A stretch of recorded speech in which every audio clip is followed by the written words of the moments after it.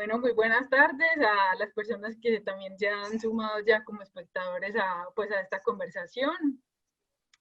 Es una conversación que pues yo creo que es una sorpresa para todos los que estamos acá. Inicialmente, pues la profesora Alba fue llamada desde el Ministerio de Educación Nacional a participar en un foro que se está desarrollando sobre la enseñanza de la historia en Colombia, y particularmente ya va a estar allí en el encuentro a propósito del reconocimiento y valoración de nuestra nación pluriétnica y multicultural desde el conocimiento de los pueblos indígenas de Colombia en la educación básica y media. Yo creo que como sabe hacerlo Alba y nos han enseñado también colegas de Madre Tierra, pues digamos convocó algunas conversaciones a construir con otros, y en principio pues tuvimos un encuentro con parte del equipo de coordinación de la licenciatura en educación básica primaria, dado que la básica primaria pues forma parte digamos, de la discusión, ¿sí? Entonces, bueno, allí surgió la idea de hacer una conversación con otros colegas que de algún modo pues se han pensado directamente o desde otros lugares algunos temas relacionados pues sobre todo con la historia, digamos, de los pueblos indígenas en el país, y que pudiéramos conectar eso un poco con el tema de la educación básica y secundaria. Entonces, muchas gracias a Alba por propiciar esa conversación, y la idea es acá ver cómo qué circula, si puede enriquecer un poco. Yo creo que no solo la participación de ella ya, sino que yo creo que eso también inaugura una discusión para nosotros. Entonces, bueno, Paola y Carolina van a acompañarnos pues como en la moderación. Hago una aclaración antes, y es que Nicolás nos informó, hoy hemos tenido como varias contingencias, pensábamos que Alba no iba a poder estar, estaba sin energía, Carolina se quedó sin internet, y Nicolás se tiene que retirar un ratico. Esperamos pues que no le implique demasiado tiempo, porque hay un asunto que solo puede resolver por un asunto técnico a las 4 de la tarde, pero él espera como poder integrarse nuevamente. Entonces, Okay. bueno, muchas gracias, y bueno, empecemos. Bueno, buenas tardes para todas y todos. Les damos la bienvenida a este conversatorio sobre la enseñanza de la historia de los pueblos indígenas en la escuela. Como se les anunciaba en la card para el evento, tenemos aquí a los profes Diana Patricia García, que es directora de una escuela rural, además es profe de nuestra facultad de Educación de la Universidad de Antioquia, la profesora Alba Lucía Rojas, que también es profesora de la Facultad de Educación, y al profesor Nicolás Ceballos, que es profesor de la Facultad de Derecho de AFIT y de la Universidad de Antioquia. Entonces, agradecerles por estar aquí. En este momento les vamos a contar un poco de la dinámica de este espacio, que es más para conversar, para generar algunos intercambios. Bueno, entonces hemos dispuesto como para la conversación 3 bloques de preguntas que nos invitan como a reflexionar sobre este asunto. Cada uno de ustedes podrá resonar como de acuerdo a esas experiencias que han tenido, de los trayectos que han recorrido y demás. Este primer bloque de preguntas son más generales. El segundo y el tercer bloque de preguntas son un poco más específicas, que también como que nos permitirán conversar a partir de esas lecturas que han hecho, esos recorridos, pues porque cada uno ha transitado pues caminos distintos. Y también aclararles que para cada uno de estos bloques de preguntas, cada uno tendrá aproximadamente 10 minutos. Entonces, en este momento le doy la palabra a la profesora Carolina Higuita para que pueda hacer como la introducción al primer bloque de preguntas. Bueno, buenas tardes. Espero que me estén escuchando bien. Por favor, ¿me confirman? Sí, perfecto, gracias.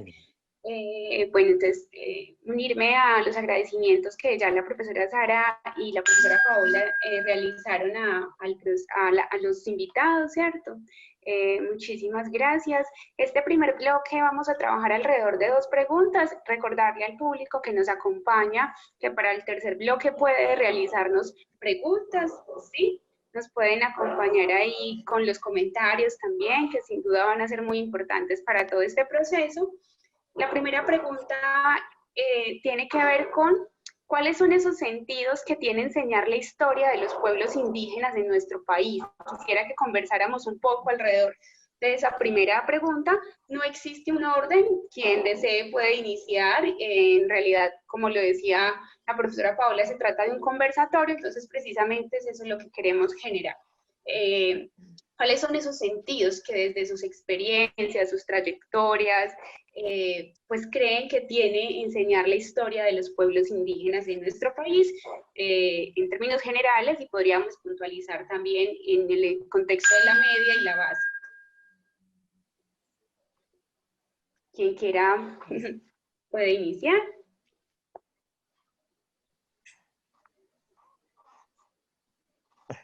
No sé. Dale. Bueno, está muy bien. Bien, primero dejo claro como dicen ahora, mi lugar de enunciación. Yo no soy pedagogo, tampoco soy historiador, aunque he tenido una aproximación a ello, pues soy abogado. Estoy terminando una maestría en historia, de la cual me dedico a estudiar la historia del derecho y la historia de los pueblos indígenas y la resistencia a través del derecho.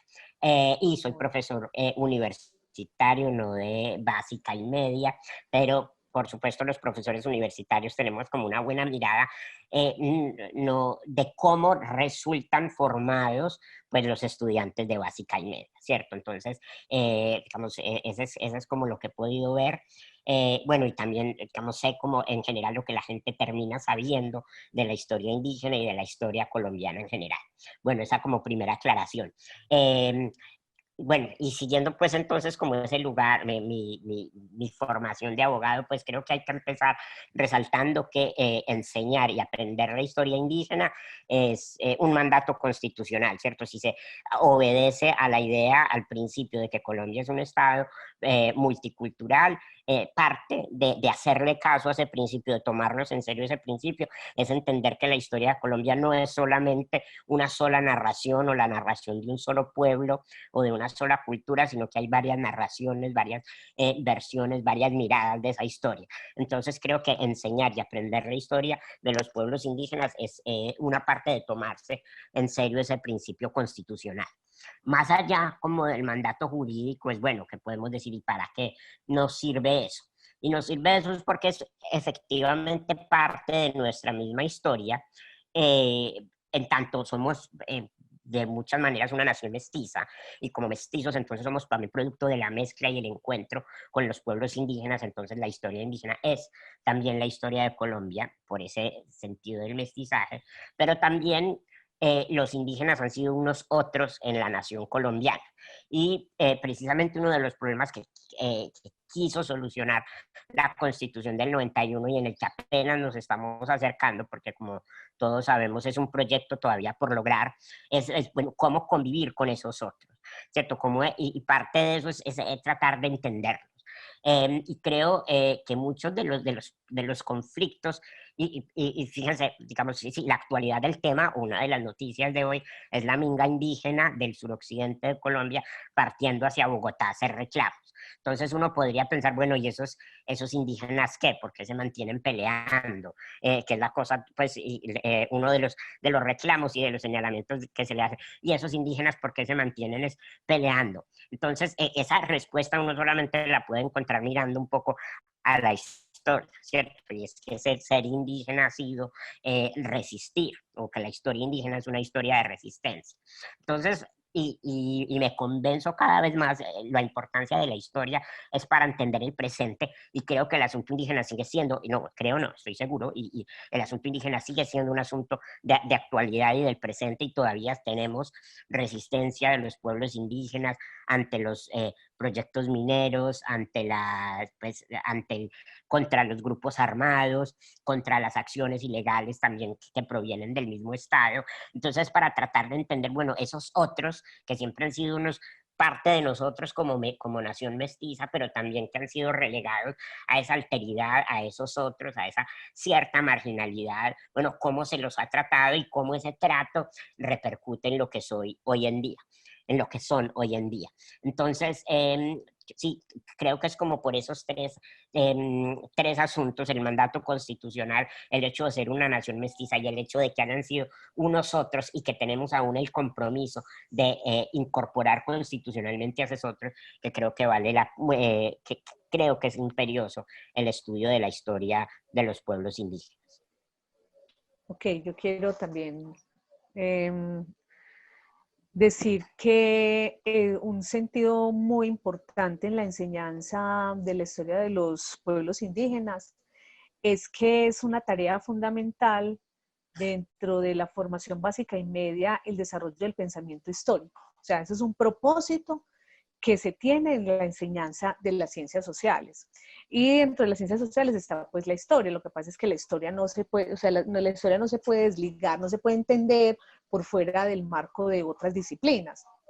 Aunque tiene una epistemología propia y tiene una historia propia, pero sería pues imposible pensar lo que le corresponde a la historia por fuera de otras disciplinas. Entonces, el desarrollo del pensamiento social y del pensamiento histórico es fundamental en el proceso de formación de los estudiantes.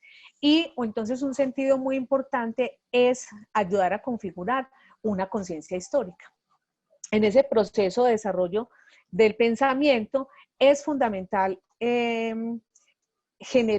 aportar a la construcción de la conciencia histórica para poder entender quiénes somos, qué es lo que nos ha pasado, por qué es que vivimos de la manera como vivimos, qué les ha pasado a los pueblos indígenas a lo largo de la existencia.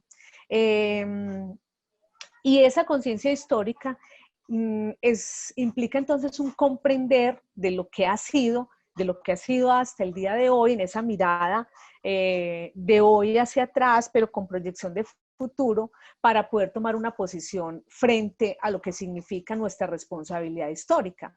Porque construir una conciencia histórica en últimas es también hacerse consciente de que la historia la construimos todos y que la sociedad en últimas también es una responsabilidad colectiva. Ese creo que es un sentido muy importante. Lo que pasa en esta sociedad o lo que pasa en muchos aspectos, pues como en los escenarios donde nos movemos, son responsabilidades colectivas y todos tendríamos algo para hacer, sin que eso signifique que vamos a salvar el mundo cada uno desde el lugar donde está, pero sí podemos generar acciones y sí tenemos la tarea de generar acciones en los escenarios en los que nos movemos. Entonces un aspecto que considero fundamental es esa construcción de conciencia histórica. De la mano de esa construcción de conciencia histórica, creo que la enseñanza de la historia de los pueblos indígenas tiene que favorecer entonces la formación de un pensamiento crítico, porque no podemos desde la educación básica y media pensar solamente en la transmisión de cierta información de carácter histórico y dejarlo pues como en lo que tiene que ver con la descripción o la narración simplemente, sino que eso tiene que trascender a poder desarrollar pensamiento crítico. Entonces esto va de la mano del desarrollo de la conciencia histórica. Y en este mismo sentido, considero que es trascendental y fundamental que nuestros chicos y chicas en ese proceso cada vez entiendan de mejor manera que sí existen unas diferencias culturales. Es decir, poder entonces darse cuenta y comprender en qué consiste este asunto de la diferencia cultural, que es una realidad porque no simplemente pues porque lo diga la Constitución, es que hay que entender cómo es que estamos constituidos socialmente para poder reconocer esas diferencias, que significaría en última instancia es poder entonces darle legitimidad a diferentes maneras de ser, de pensar, de vivir, de conocer, que es una falencia y algo de lo que adolecemos profundamente en nuestra sociedad. Entonces, diría en este momento eso para darle también la palabra a Alba, pues si no acapararla. Vale, muchas gracias. Bueno, No, yo como para no repetir, solo pues agregaría de que pues tiene mucho sentido, hace mucho sentido pues la inclusión, por supuesto, como ustedes lo dicen y sin duda muchos lo reconocemos.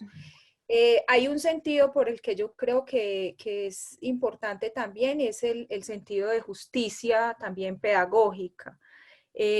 Todos sabemos pues que esta historia ha estado relegada, ha estado mal contada las pocas veces que se han contado. Entonces, la necesidad también de hacer justicia desde la escuela, de hacer justicia desde los centros de aprendizaje, incluyendo y tratando con respeto, con rigurosidad, como debe de ser esta parte que también nos conforma, que también es de nosotros, como ustedes lo dicen, yo creo que es importante. Y hay otro sentido que también quiero pues recuperar, y es el sentido de contribución a la identidad, a una identidad de un país.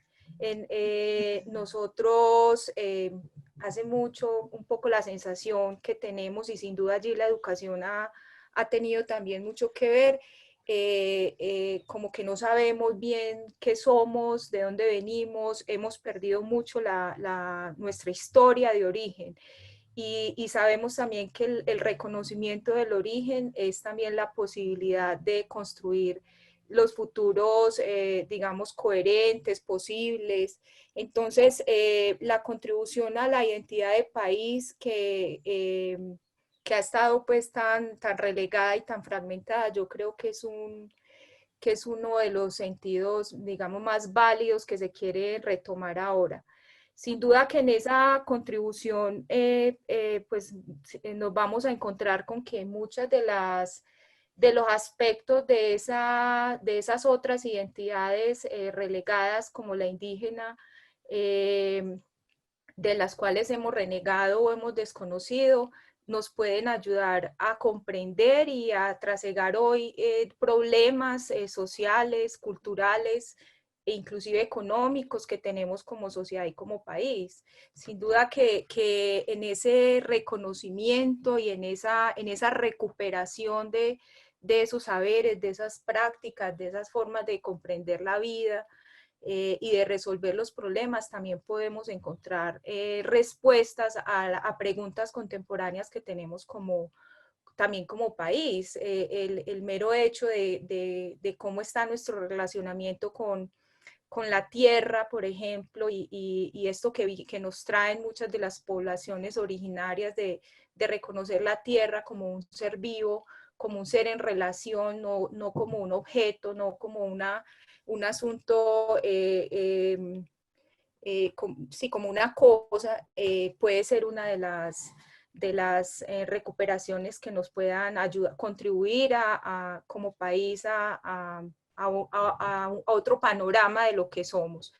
Y bueno, digamos que ese es un ejemplo, pero también desde los mismos modos de vida, con más tranquilidad. Ahora en este tema de la pandemia, por ejemplo, hay pueblos, conversando con los estudiantes de nosotros del programa, algunos nos decían, porque me preguntaban que por qué están diciendo las noticias que hay tanto despliegue de problemas de salud mental, qué está pasando allí. Y entonces como que conversábamos y nos decían, no, es que en las comunidades como que no tenemos tantas expectativas, como que no estamos tan preocupados por salir no sé, a gastarnos el dinero, por salir que es como lo que genera también estrés ahora a algunas personas en este confinamiento. Entonces, lo que quiero decir es que hay recuperaciones y aportes que nos pueden hacer desde estas poblaciones,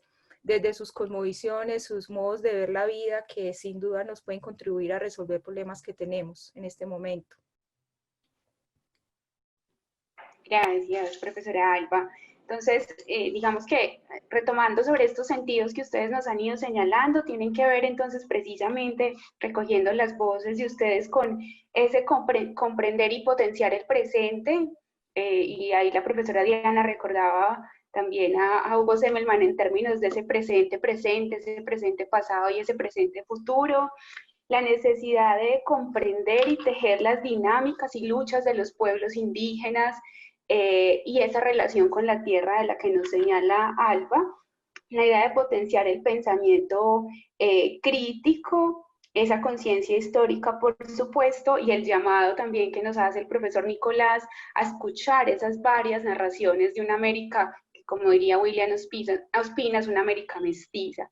En esa lógica de pensamiento que venimos tejiendo entonces, y sin duda que ya han señalado y han ido apuntando algunas, pero queremos como profundizar, queríamos también entonces plantearles qué consideraciones consideran ustedes pertinentes, deberían tenerse en cuenta a la hora de pensar la enseñanza de la historia de los pueblos indígenas.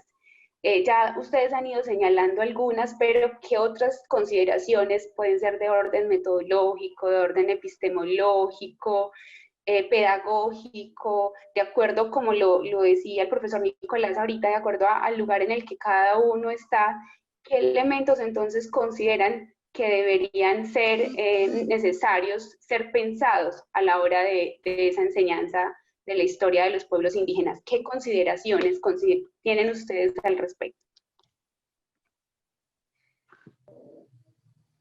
Arranco yo otra vez la ronda. Está muy bien. Ok, bueno, no.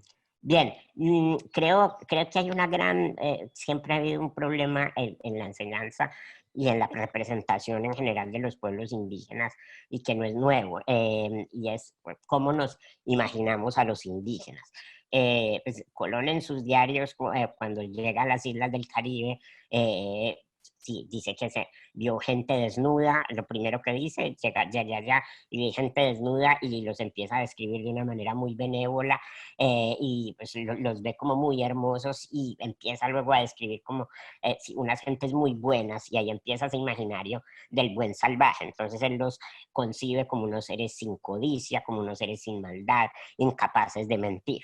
Ahí nace entonces un imaginario, pero luego le dicen, no, pero en las otras islas sí hay unos muy peligrosos que se llaman los caníba o cariba o caníbales, y él dice, y que comen carne humana. Entonces hay dos tipos de indígenas. Los indígenas o son muy buenos, desprovistos de maldad, de mentira, de codicia, unas pobres almas donde si apenas cabe la malicia, decía algo así, mientras que hay otros que son unas espíritus irredentos con los cuales no se va a poder hacer. Colón se crea esa fotografía y la transmite a todas las generaciones en el futuro, y entonces a partir de ahí casi que los indígenas siempre son descritos o como una cosa muy hermosa, y ese imaginario todavía lo tenemos, los guardianes de la madre tierra, y toda esa cosa, como unas gentes muy, muy buenas y que nos pueden enseñar todo el futuro, pero si no, si se apartan un poquito de ello, entonces ya decimos que son vendidos, pues el imaginario del caníbal ya se transformó en el del terrorista, por ejemplo. Entonces es como si no quedan dentro de ese imaginario, entonces quedan dentro de lo contrario. Hemos estado encasillados como entre esas dos visiones.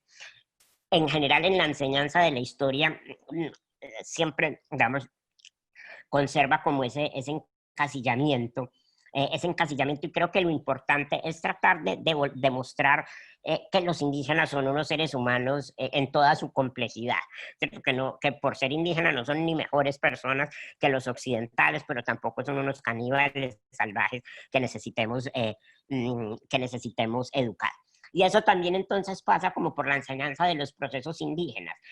Normalmente, claro, antiguamente antes se contaba una versión de la conquista, lo que llamábamos la leyenda rosa de la conquista, que sí, los europeos vinieron aquí a traernos todas las cosas buenas.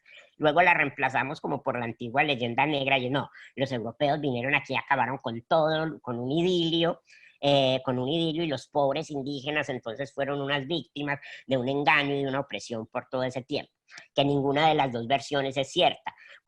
Y esto lo he podido ver en las clases cuando hablo de historia del derecho colonial, casi ningún estudiante o todos los estudiantes se sorprenden al saber que muchos indígenas participaron también en el proceso de conquista como aliados de algunos españoles. Entonces, ¿qué, profe? ¿Cómo así? Y entonces, sí, es que, digamos, a los aztecas los conquistaron también otros pueblos del centro de México. Pero entonces eran traidores. Y yo, no eran traidores, no, ellos no tenían una alianza con ellos, ¿no? Entonces es un poco, entonces los engañaron los españoles. Y yo, pero es que eran indígenas que sabían muchas cosas, tampoco podemos pensar siempre de ellos en términos de unas víctimas, pues no son unas eternas víctimas, son unas víctimas naturales. Entonces creo que es muy importante desde el principio empezar a contar una historia más allá del imaginario del buen salvaje y del caníbal, y que reivindicar la historia de los pueblos indígenas no puede ser venderlos de nuevo como un menor de edad al que siempre lo han engañado o como una víctima eterna. De hecho, los indígenas siempre narran su historia más que como unos pueblos derrotados, son como unos pueblos en resistencia. Ellos, hablando con un estudiante indígena, la otra vez me dijo, nosotros no pensamos que nos conquistaron, sino que nunca hemos dejado de resistir. Y entonces, creo que eso falta, digamos, cuando incluso vamos a reivindicar la historia de los pueblos indígenas, ¿cierto? Rescatar esa complejidad de los pueblos y de su agencia en la historia. Eso era como lo que tenía la idea que tenía para que discutamos. Bueno, yo también creo que ese es un elemento fundamental y digamos problemático en la enseñanza de la historia de los pueblos indígenas, además porque uno sí, o sea, sí pasa, uno no, pasa en la escuela que regularmente la historia de los pueblos indígenas se enseña como hasta cierto momento, o sea, como que se enseña solo cierta parte de lo que ha sido su devenir. Entonces es como si se quedara estancado. Pues primero, es una historia realmente pasada, no hay nada de presente en la enseñanza, es muy poco y de muy poca profundidad y de muy poca complejidad lo que se enseña del presente. Entonces es como si los pueblos indígenas se hubieran quedado en el tiempo de conquista y colonia, porque casi que ni siquiera aparecen, por decir algo, en el siglo XIX, en el periodo republicano, no aparecen. Y de ahí para adelante, mucho menos. En el siglo XX, como que se difuminaron, efectivamente. Yo pensaría que ahí se hace efecto la Constitución de 1886, cuando declara que esto es una sociedad realmente mestiza, es decir, desaparecen. Y en la enseñanza en la escuela pasa mucho eso. Entonces, una consideración fundamental es que hay que enseñar primero toda esa complejidad como de la historia, como apunta el profesor, es que también han sido pueblos, culturas, sociedades y colectivos en resistencia, en acción, en lucha, y eso significa que una de las cosas que hay que enseñar es que han aportado, y qué es lo que han aportado a la construcción de la sociedad que somos, ¿cierto? Esto que somos como Colombia es un aporte de un montón de colectivos, de pueblos y demás, pero regularmente esa parte no aparece, entonces eso sería un elemento fundamental. Otro elemento fundamental es que en términos pedagógicos, por ejemplo, hay que tener en consideración el nivel de pensamiento o el desarrollo cognitivo de los y las estudiantes para poder entonces saber qué es lo que es posible que llegue a ser un aprendizaje importante y un verdadero aprendizaje en los estudiantes, porque a veces llenamos de tanta información o de una información que no tiene sentido, que entonces eso se pierde, o sea, no logra tener asidero en un pensamiento de los estudiantes. Pero además caemos en una cosa muy complicada y es en el asunto de la folclorización de lo que significan los pueblos indígenas y también otros pueblos. Y es que entonces se termina enseñando lo mismo. El dios sol o la diosa luna, el atuendo que tiene ciertas características y que pareciera que fuera el mismo atuendo para todos para todos los pueblos de todas partes, incluso a veces como del mundo, y con eso se unifica, o sea, se generaliza esa manera de ser. Entonces, un elemento importante es que habría que considerar en esas diferencias, como planteaba yo ahora, hacer énfasis en esas diferencias culturales que se tienen en términos de las prácticas, en términos de las cosmovisiones, en términos de los saberes ancestrales que se conservan y que han aportado, bueno, entre un montón de cosas. Yo creo que eso también es muy importante.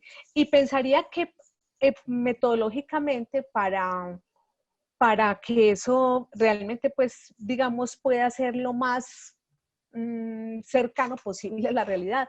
A mí me parece muy importante que las voces de las personas, de los que hacen parte de los pueblos indígenas, estuvieran presentes en la escuela, sea porque vayan a la escuela, sea porque la escuela vaya a otros lugares, sea porque llegue a través de los textos que se escriben, sea porque llegue a través de los videos, sea porque llegue a través de cualquier medio, pero que esa voz de los integrantes, de las personas que integran los pueblos indígenas, llegue a la escuela, que no sean siempre los terceros con sus interpretaciones o con las interpretaciones de nosotros los maestros, los que hablemos de los otros, sino que siempre sea el otro, la otra, el que pueda estar poniendo su voz para poder tener, qué sé yo, mejores comprensiones de lo que realmente ha sido esa historia.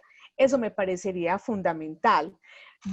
Y otro elemento que considero, que creo que es un asunto fundamental, es que cuando uno enseña, cuando un sujeto está enseñando,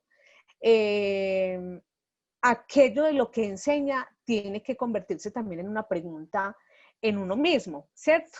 O sea, si yo estoy enseñando algo que tiene que ver con la diferencia cultural, ¿cuál es mi postura? ¿Cuáles son mis posiciones, mis creencias frente a la diferencia cultural? Porque uno no enseña por fuera de lo que uno mismo es o de lo que uno mismo piensa, ¿cierto? Entonces yo creo que ese sería un asunto fundamental, y es que los maestros nos tenemos que devolver a pensarnos, bueno, ¿y yo cómo estoy en relación con eso? ¿Eso qué significa para mí? ¿Yo qué tanto creo en esto? ¿Cómo lo entiendo? Porque es que eso, si usted realmente no lo valida, no lo legitima, eso se sale solo. O sea, es que uno va hablando de lo que realmente uno piensa.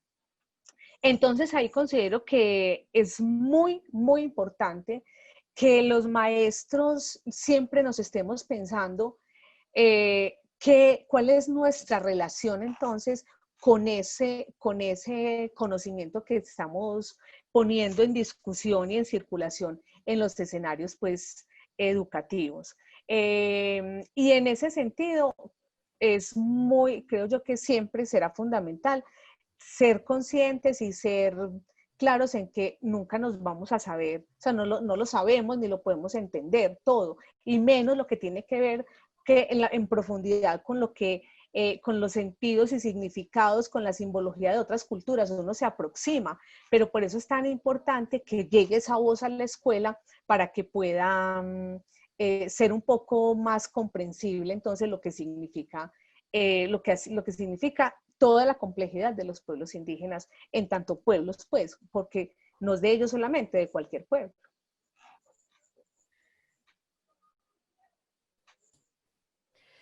Bueno, yo estaba tratando de responder la pregunta o de darle lugar a la pregunta de un modo como más, ¿qué será? Pues no sé, como más escolar, más sistemático tal vez.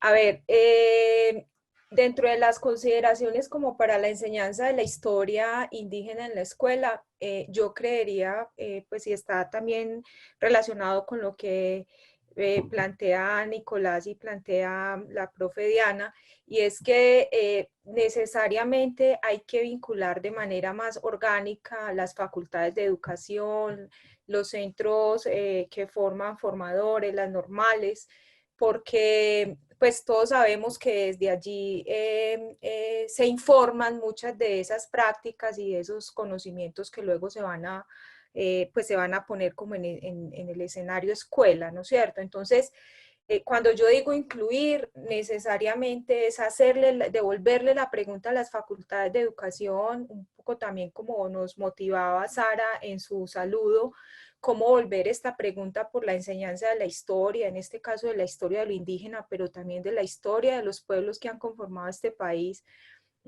Una pregunta también desde la formación de los distintos programas pues, que hay en las facultades. Esto, pensamos que hace parte pues como del sistema, creemos que hace parte del sistema y que sin duda nos va a ayudar a, pues ayuda como a tejer esa transformación que es necesaria. Hay otro aspecto pues que yo veo muy relevante y es que también hay que hacer mucha investigación, necesariamente hay que, no sé, crear fondos, incentivar, volver a poner la pregunta a circular a través de convocatorias, a través de semilleros de investigación, de grupos, de personas mismas, o sea, la historia tendría que volverse como un eje central de la transformación a la que nos estamos viendo abocados en este momento. Y en esa medida, pues también hay muchas preguntas que sin duda no podemos responder si no hacemos una mirada más profunda, si no de pronto vamos a conversar directamente con los contextos y con las personas. Entonces, incorporar las facultades de educación, los centros de formación de maestros y maestras, también incentivar la investigación, promover la investigación histórica, digamos en esta clave también desde la articulación con poblaciones, también incentivar la creación y la articulación de redes en este mundo, pues, como dicen, más globalizado, más interconectado. Sin duda que hay más posibilidades de aprendizajes desde distintas latitudes que pueden nutrir eso que hacemos y que promovemos dentro de la enseñanza, dentro de la formación en la escuela. Entonces, incentivar ayudar a retejer o promover ese tejido entre países, entre grupos de investigación, entre escuelas, entre universidades, que ayuden también a activar esta pregunta. Ya dentro de las escuelas, bueno, hay algo que olvidaba decir que me suscita también escucharles, y es que dentro de la vinculación de las facultades, yo creería que hay un asunto que también epistémica, pedagógica, éticamente, pues hay que trabajarlo, hay que volver a ponerlo como un centro y es hacer reflexiones, análisis profundos sobre lo que es la cultura, lo que son las culturas, cómo se han estudiado, pero también cómo se acompañan y cómo nos leemos nosotros allí dentro de esas narraciones, de esas comprensiones que hay de la cultura. Desafortunadamente en las universidades, por nuestra compartimentalización tan exacerbada, pues estas miradas por facultades a veces tan incomunicadas, pues nosotros pensamos que la reflexión por la cultura es una reflexión que debería de ser del mundo antropológico, de las escuelas de antropología, no sé.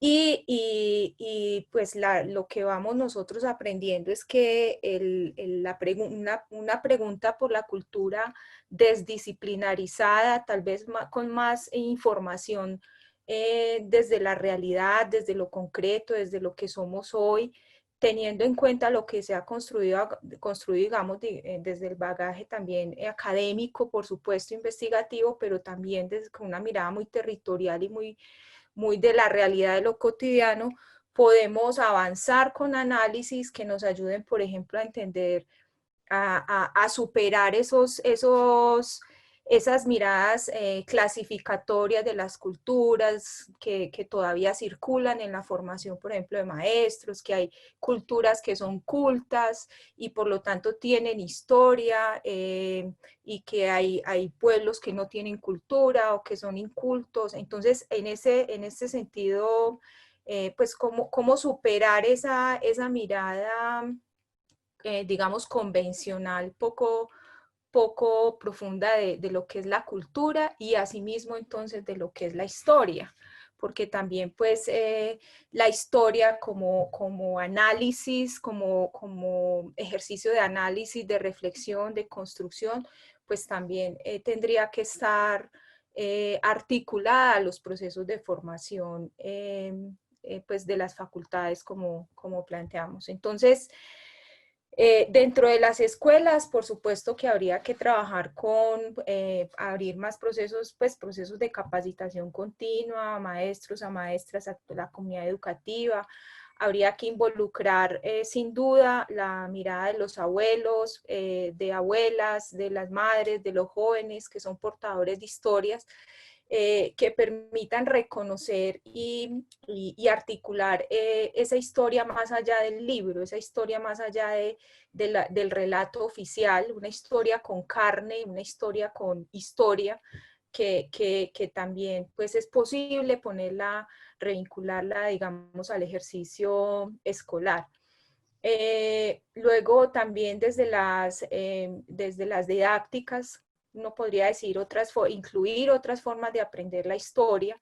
Hay un imaginario pues que se reproduce mucho, que es, o sea, la historia se estudia es en los documentos escritos, silábico-alfabéticos, es un trabajo documental, casi que silencioso, digamos, y esa es una de las formas que se han reproducido, pero también hay otras formas de estudiar la historia que también digamos, las aprendemos del aporte que hacen estos pueblos. Entonces, la historia desde, por ejemplo, la conversación alrededor del fogón o el conversar alrededor de la huerta o las historias a partir del encuentro con un abuelo, con una abuela. Bueno, también desde las didácticas preguntarnos y ampliar ese abanico de posibilidades que hay también para abordar esta historia, que como creo debería de ser pues también analizada y profundizada más allá del relato o de la construcción historiográfica, que es la que muchas veces pues termina siendo más presente, digamos, en los procesos de formación. Yo quiero añadir algo. Sí. Perdón, Alba, dale. No, dale, que es que como muchas cosas, pero me parece muy interesante. Dale, Diana. Es un asunto que transversa siempre la enseñanza, cualquier enseñanza, ¿cierto? Y transversa, digamos, yo lo pongo siempre como el eje fundamental de los procesos educativos y formativos en la escuela, pero que en este momento que hablamos de lo que significa la enseñanza, pues de lo indígena es fundamental. Y yo a lo que me refiero es, hay que tener muy claro cuál es el tipo de sujeto que un maestro está buscando formar con la enseñanza que está haciendo de lo histórico. Eso es fundamental, porque entonces de ahí se amarra y de ahí depende muchas cosas. Dependen las didácticas, depende la evaluación, depende el enfoque, depende de todo. Entonces, para la enseñanza de esto que estamos conversando, sí es importante pensarse y tener como punto de partida y de llegada, bueno, ¿para qué enseñamos esto? ¿Cierto? ¿Cuál es el propósito? ¿Qué tipo de sujeto queremos formar en la escuela con la historia, cuando le estamos enseñando la historia de los pueblos indígenas? ¿Cuál es el propósito? Que conozca, que tenga información, que pueda dar cuenta de unos hechos en el tiempo, que que pueda memorizar cierto, o qué, cuál es el propósito. Yo creo que ahí ese es un elemento fundamental al momento de pensar la enseñanza. Cualquier enseñanza, pero entonces en este caso es también eso. Yo me devuelvo a una cosa que dije al inicio y es fundamental poder construir desde la escuela otra idea de la diferencia o de las diferencias, y en este caso de la diferencia cultural. Es fundamental porque lo que circula en esta sociedad acerca de lo que significa la diferencia ha sido algo supremamente complejo, ¿cierto? O sea, con estos propósitos homogenizantes y también muy fuertes a partir de todo el proceso de todo este asunto de la globalización, pues entonces las diferencias y las diferencias culturales son una cosa complejísima de asumir, de entender, de pensar. Y por eso entonces me remito a que hay que considerar entonces cuál es el propósito de esa enseñanza y qué tipo de sujeto queremos entonces formar con esa enseñanza, porque de ahí muchas cosas, o sea, se pueden tomar caminos muy diferentes. Creo que esa es una pregunta fundante siempre en los procesos de enseñanza, y en este tipo de casos sí que es fundamental. Lo quiero pues como poner ahí como fundamental.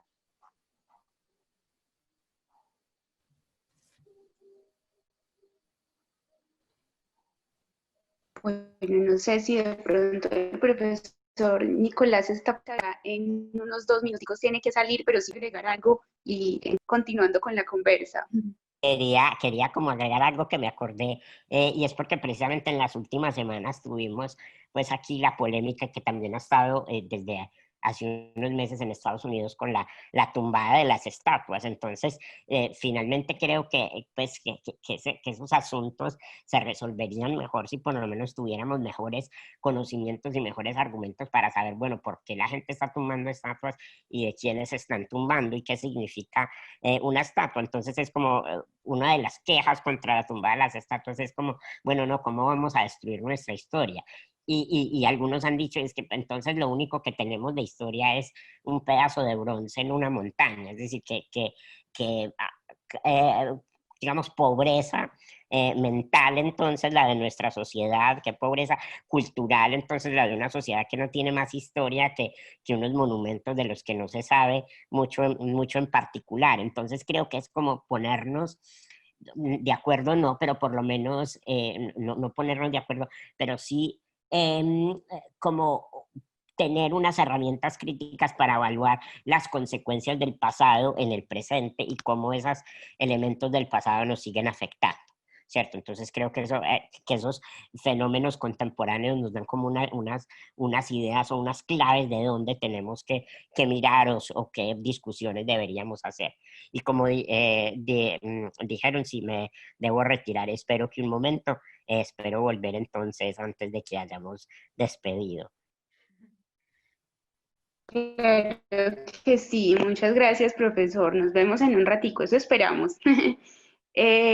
Profesora Alba venía también haciendo algunas reflexiones. La idea es que así como lo venimos planteando, continuemos con algunos asuntos que nos quedan como sobre alrededor de estas dos preguntas, y luego damos un giro, digamos, un giro no, profundizamos en algunos elementos que hemos dispuesto que también son interesantes, pero si usted quisiera señalar algo respecto a estas dos, sería maravilloso.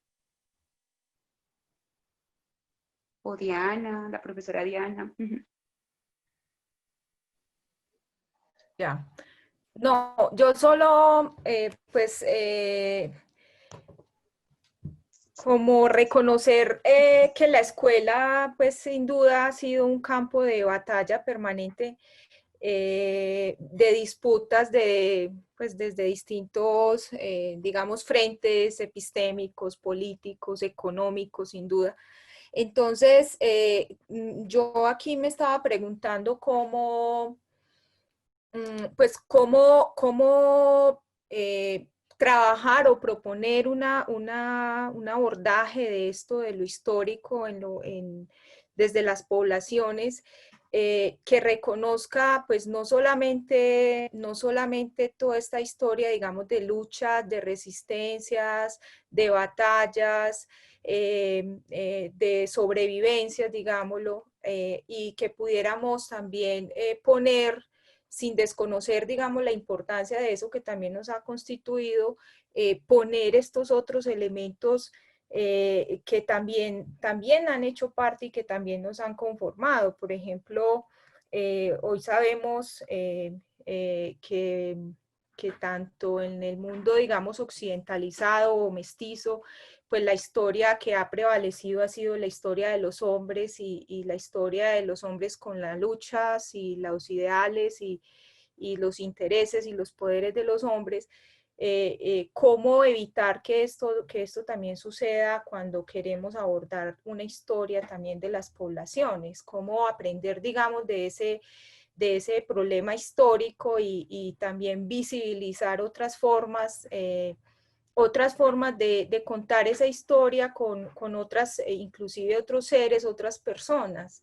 Eso como por un lado, cómo abrir el abanico de esa posibilidad de construcción histórica que ha sido sin duda multicolor. Y lo otro que también me estaba planteando a modo como de reflexión, es que de todas formas nosotros tenemos un obstáculo, como diría Bachelard, epistemológico bastante estructural, que es la forma como está concebido el sistema educativo en nuestro país, ¿no es cierto? O sea, cuando piensa uno en la enseñanza de la historia en la escuela, sin duda, pues muchas reflexiones que son integrales, que son interdisciplinarias, que son holísticas, porque estamos, digamos, conectándonos, tejiéndonos con ese modo de verla. Pero pues sabemos que en esa relación cotidiana, concreta, con los currículos, con los planes de estudio, hay una compartimentalización. Entonces, aquí me estaba preguntando yo si es que una de las, digamos, de lo que va a quedar es que se va a estudiar, qué historia se va a estudiar en la básica primaria, teniendo en cuenta esa gradación que hay, o qué historia se va a estudiar en la básica secundaria. Además, teniendo en cuenta de que no solamente, pues volviendo a los campos de disputa de la escuela, que es el tiempo, que uno de ellos es el tiempo, por supuesto, y dentro de esos tiempos, pues tenemos un límite concreto, unas horas, y también está, digamos, esta discusión también está abierta para las poblaciones afro, para las mujeres, porque también hay una mesa, una comisión que también está trabajando la relevancia y la reincorporación de la historia de las mujeres, pero además de la mujer en la historia. Entonces, me estaba como haciendo ese tipo de preguntas porque, bueno, sin duda pasan por la pregunta, por la enseñanza de la historia indígena en la escuela. No sé, Diana, que lo ves como desde de ahí como más directamente. Abre el micrófono. Ya. Bueno, cuando hablabas de esto que significa, pues, de lo que implica la enseñanza de la historia, o sea, desde la escuela como tal, pensando el currículo, pensando en los tiempos, pensando, bueno, todas las implicaciones que tiene la escolaridad como tal, ¿cierto? La institucionalidad como tal. Yo inmediatamente pensaba en algo incluso que planteaste ahorita, y es que bueno, que en ese momento lo voy a poner como nos toca en este ejercicio de enseñar asuntos que han sido tan complejos en la historia y en el presente, y que han sido tan complejos en la escuela, porque bueno, porque en muchos casos no han aparecido o porque aparecen de una manera tan tergiversada o tan incompleta, tan desinformada, tan de poco análisis. Vuelvo a que a los maestros nos tenemos que estar en procesos permanentes de desaprender y de resignificar. O sea, si no estamos nosotros, pues yo lo decía ahorita, nosotros nos tenemos que preguntar, bueno, yo en relación con esto, ¿qué? ¿Cierto? Esto a mí cómo me cruza el pensamiento, cómo me cruza la vida, yo cómo entiendo este asunto y cómo lo siento, porque esto no es solamente un asunto de raciocinios, de pensamiento, es un asunto también del sentir. O sea, uno le tiene, con los que nos movemos en el campo de las ciencias sociales, diría yo, nos damos cuenta que a nosotros esto nos tiene que pasar es por el cuerpo, más que por la mente. Todo el asunto de lo social, todo el asunto de lo que es la historia misma, de lo que vivimos, de la realidad, de la complejidad, no, si no nos pasa primero por el cuerpo, eso no tiene sentido. Entonces ahí vuelvo a decir que así mismo como nos tiene que abordar la pregunta de, bueno, ¿esto qué tiene que ver conmigo? Yo cómo me relaciono con este tipo de cosas, nos toca resignificar y nos toca desaprender todos los días. Y en ese desaprender, vos mencionabas ahorita, Alba, el asunto de las redes. Para mí, y para mí en ese momento, incluso como en el lugar que estoy, que es temporal de directivo docente, yo he visto un asunto de una carencia muy grande, lastimosamente, y no es porque los maestros no queramos, hay muchos otros factores que influyen, es que necesitamos fortalecer las comunidades académicas. Cuando no hay comunidad académica en la escuela, pensar la enseñanza es muy difícil, porque es un maestro solo, si es de la disciplina, es solo pensándose pensándose todo, qué hace, cómo lo hace, por qué lo hace, hasta dónde lo hace. Y si no es de una disciplina específica, sino que es, por ejemplo, en la primaria, que los maestros enseñan todas las áreas, es todo ese cúmulo de cosas, cuando a veces no tienen toda la formación en todas esas disciplinas, pensando solo. Cuando, retomando las palabras de Freire, nadie lo sabe todo, nadie, y todos ignoramos algo, o sea, todos sabemos algo y todos ignoramos algo. Entonces, la única manera que tenemos de construir ahí es juntos, pensar juntos, discutir juntos, aprender juntos. Yo digo que este asunto de las comunidades académicas son fundamentales, pero las lógicas de la escuela a veces no lo permiten, no es que los maestros no quieran, no hay tiempo a veces, no hay condiciones, no se sacan los espacios. Bueno, son muchas cosas. Entonces ahí creo que es fundamental poder pensar con otro cómo lo hacemos y ponernos en la tarea conjunta, incluso de investigar juntos, de construir juntos ese conocimiento, de hacer las gestiones juntos, de convocar juntos. Eso es una cosa fundamental y mágica, además, los logros que se alcanzan. Entonces yo pensaría que ahí hay esos aspectos como centrales. Uno es que sí, nos tenemos que todo el tiempo reconocer sujetos en falta, sujetos que no sabemos, que tenemos que resignificar la vida misma, la historia, la relación con el otro, la manera como entendemos el mundo, y hacerlo en la medida en que lo hagamos tejiendo saber, tejiendo relaciones entre pares académicos. Yo creo que podemos alcanzar, pues ir ganando cosas que, así como lo mencionaste, la universidad, las facultades son tan compartimentadas, la escuela también funciona muchas veces de la misma manera, cada maestro con la puerta cerradita, haciendo lo mejor que puede y haciéndolo muchas veces de manera excelente, pero solitos, cada uno con su puerta cerrada. Bueno, yo creo que lo que ustedes nos han ido señalando es que en realidad este asunto de pensar la enseñanza no es un asunto que le compete sin duda únicamente al maestro, sino que implica un proceso que atraviesa las facultades de educación, los colectivos y los movimientos sociales que también están haciendo historia por fuera de la institucionalidad, que compromete a la familia con las historias que contamos, pero hay algo que atraviesa todo eso y que han sido ustedes insistentes en ese proceso, y es precisamente cuáles son mis creencias, cuáles son mis imaginarios respecto a eso que debe trabajarse, que debe pensarse en la escuela, y cómo todo el tiempo lo estoy colocando en duda, para poder saber qué es lo que enseño, cómo lo transmito, ¿cierto? Eso me parece que es fundamental atravesar como esos asuntos de los imaginarios.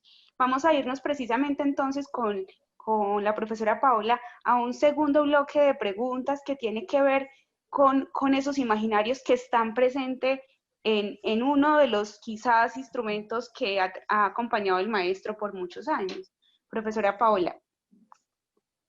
Bueno, antes de darle lugar como a esa otra pregunta, es importante señalar que precisamente con la invitación que nos hacen de pensarnos como maestros, interrogar esos discursos que estamos poniendo en los escenarios educativos, me parece que ha surgido algo muy interesante y es precisamente ver que, como lo señalaba el profesor Nicolás, ver a los indígenas como seres humanos en toda su complejidad, ¿cierto? Dependiendo como de las ideas, de las concepciones que tenemos en torno a ellos, pues eso va a tener implicaciones y efectos en la formación pues que se transite con ellos. Entonces, muy bello eso de no verlo como una víctima eterna, sino que es importante reivindicar la historia de los indígenas y reconocerlos como sujetos en toda su complejidad.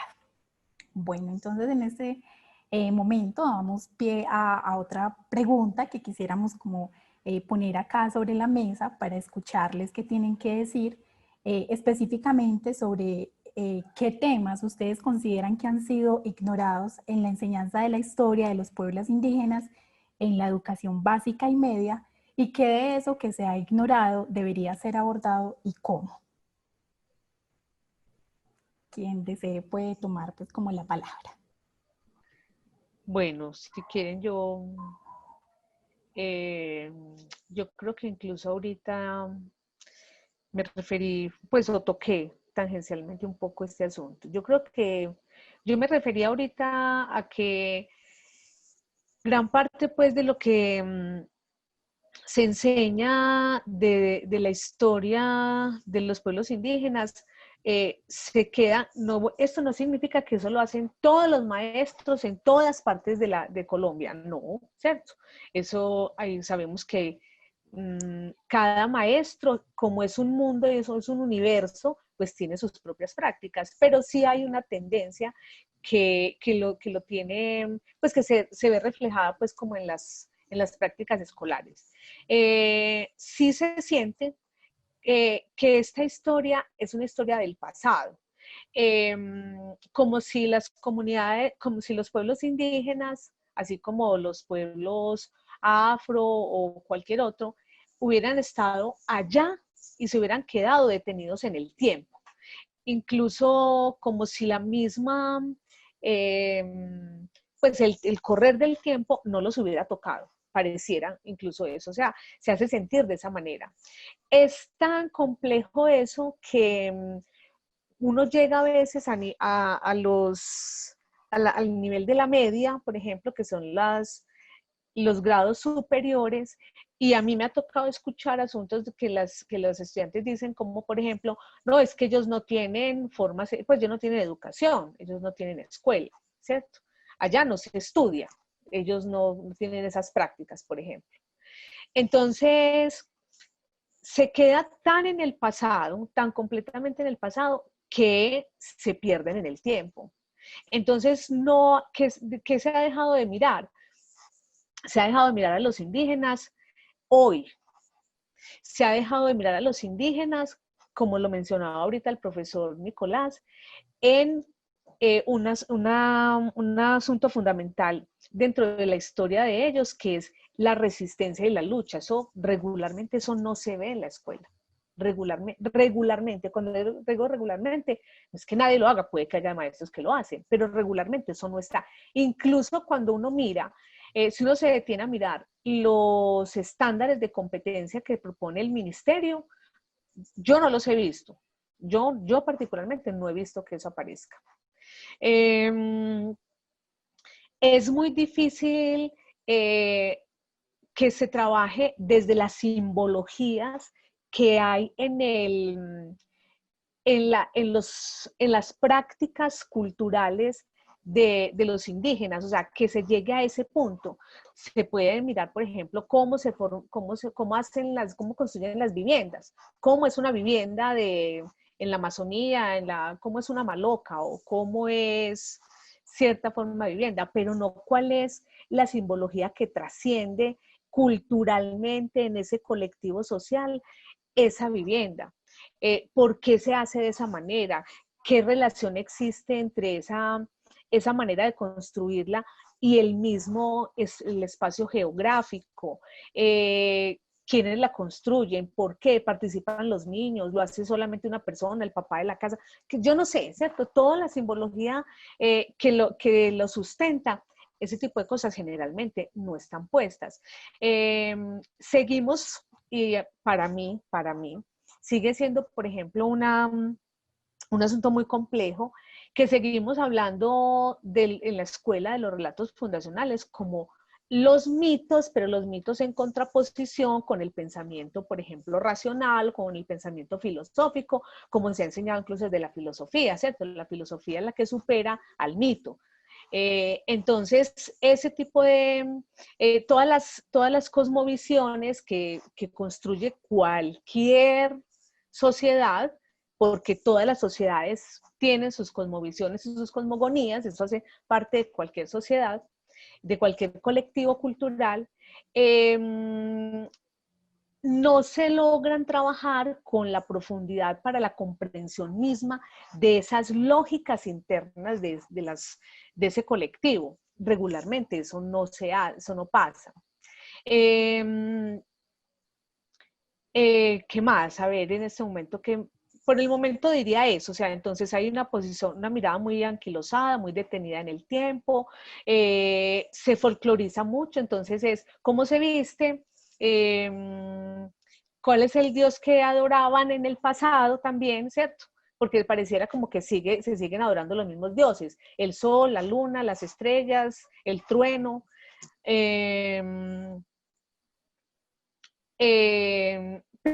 Pero no hay una trascendencia profunda sobre eso que constituye como tal esas particularidades culturales. Por ejemplo, otra cosa que no sé, que no es digamos, lo que generalmente se trabaja es cuáles han sido los aportes culturales de los pueblos a lo que somos nosotros hoy en día, ¿cierto? Y que incluso convivimos con ellos, los tenemos a diario, pero ni siquiera los hacemos conscientes. Eso muchas veces no se trabaja. Y otra cosa muy importante es todos esos saberes ancestrales que se han configurado a través del tiempo, no tienen digamos, un abordaje como con cierto nivel de profundidad y de trascendencia. Casi no se tiene.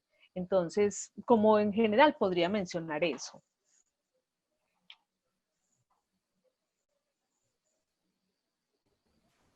De acuerdo, profesora Diana, muchas gracias. Bueno, es una pregunta que tiene muchas preguntas. Pues es muy difícil como abordarla por, digamos, la complejidad. Sin embargo, así como en reflexiones, para animar como la reflexión que traemos, yo creería que, a ver, ¿qué temas han sido ignorados en la enseñanza de la historia de los pueblos indígenas en la educación básica y media? Y de esto que se ha ignorado, ¿qué debería ser abordado y cómo?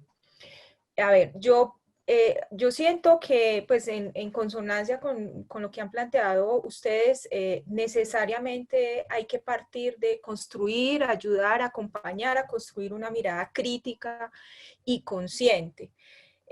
No enciclopédica en los estudiantes, en los y las estudiantes. Es decir, aprender la historia haciéndose preguntas, recuperar como contenido no solo el producto final, que era un poco lo que se refería a la profe Diana, sino también todo el proceso, todo lo que ha implicado la obtención de ese producto, eso que se releva como lo único que se recupera desde la historia pues para la escuela, recuperar el proceso de ese objeto, recuperar como toda esa inteligencia, todo eso que ha tenido que ver allí.